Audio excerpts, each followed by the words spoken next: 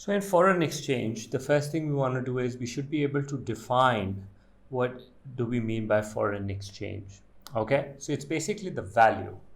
It's the external value. Okay, it's the external value of one country's currency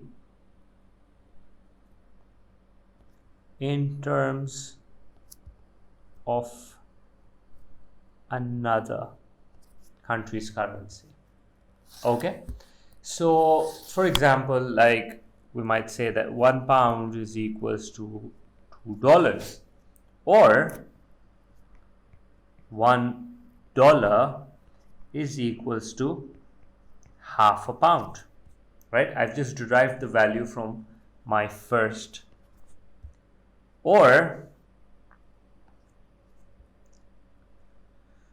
$1 is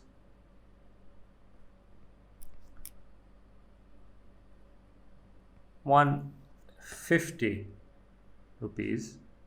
right? 150 would be confusing. Let's just keep it as ₹100, let's say.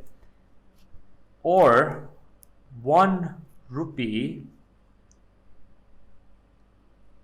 is 0.01 or 1 cent. Okay, so this is how we look at it. When we talk about the internal value of the currency, we're thinking about the purchasing power. Okay, but when we are talking about the external value, then we're talking about the foreign currency value, obviously.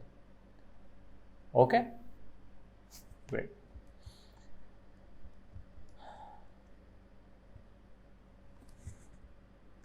You have three exchange rate systems that we're going to talk about. Okay, the first exchange rate system that a country can use is called the floating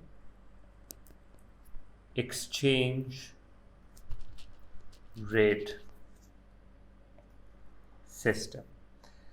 The main thing about floating exchange rate system is, or freely floating exchange rate system is, that the exchange rate is determined using demand and supply of the currency. Okay, there is no government intervention to manipulate the value of the currency. Okay, it's completely on the in the hands of the demand and supply. So if I was to show how there is a demand for the currency, so basically this is how it works. With my diagrams, I can choose any currency I want. Let's say since up I've mentioned, so let's say dollars, and over here I will have rupees value of dollar, rupee value of dollar. Matlab, the numbers are going to be that $1 is equals to how many rupees? A lot of rupees, few rupees. Further away from the origin, the more rupees it will take for you to buy a dollar, right? And more quantity, less quantity, that's how it works. Now, as far as the demand for currency work, it's downward sloping like this. The demand for dollars is like this. Now, my perspective is from the Pakistani perspective, all right? My country deals in rupees. So if I look at the dollar diagram, the demand for dollar is going to be downward sloping. The way this is going to work is, when the dollar can buy a lot of rupees, let's say 150 rupees it can buy, then the demand for dollar is going to be very little, QO. Reason being is that if dollar is very, very strong, Pakistanis will find American goods to be very expensive because dollar is very expensive. So they're not gonna buy a lot from the US. They're gonna buy a few goods. And so they're gonna have to buy very little of dollars because they're trading less. Because mainly it's expensive. If the dollar is to become cheap, relatively, from 150 it comes down to 100 rupees. Now in comparison, dollar is slightly lower than what it was previously, and goods will become relatively less expensive. So then trade may increase. And because of the dollar getting weak, Pakistanis would be interested in buying more dollars. That's how it works, downward sloping. Okay? If the dollar was to become expensive, Pakistanis will buy less of dollars, and hence we have the downward sloping demand curve. Okay? Second, if we look at the supply for the currency, the way this would work is that the supply for a currency is upward sloping. How does that work? Let's say supply for dollar.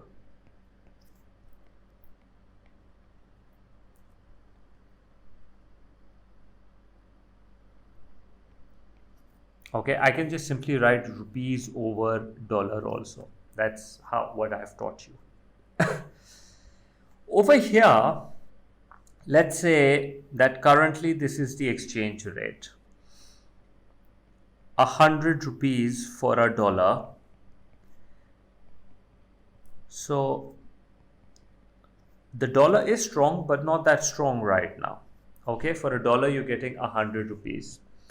So an American is gonna see, okay, for a dollar we get $100 rupees worth of goods. Okay, so this is how much they are selling the dollars in the market to buy Pakistani products. Now remember, if an American wants to buy Pakistani product, Americans have dollars and Pakistan uses rupees. So Americans gonna be like, I need rupees somehow. So they're gonna go into the foreign exchange market. They're gonna sell dollars, and they're gonna buy rupees in exchange for it. So it will create the demand for rupees and it will create the supply for dollars because Americans have dollars in hand. Now let's suppose what happens is the dollar value goes up to 150 for every dollar. For an American perspective, that's good news, right? For the same dollar, now they can buy 150 rupees worth of goods and services. So that encourages them to actually sell more dollars and buy more Pakistani products. And as a result, that when the dollar will become strong, they will sell more and more dollars to buy Pakistani rupees. Now, let me conclude this idea with, if I'm making the dollar diagram, let's think of it from how an American's thinking. Now, remember, the Americans don't demand their own currency. It's the foreigners, which in this case is the Pakistani. Okay, they demand US dollars.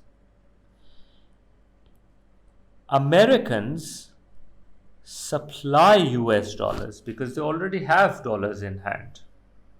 Okay? Now, whenever an American is going to be buying goods and services from foreign market, they will be supplying dollars in the foreign exchange market. Whenever foreigner is going to buy from America, they will cause the demand for it to change.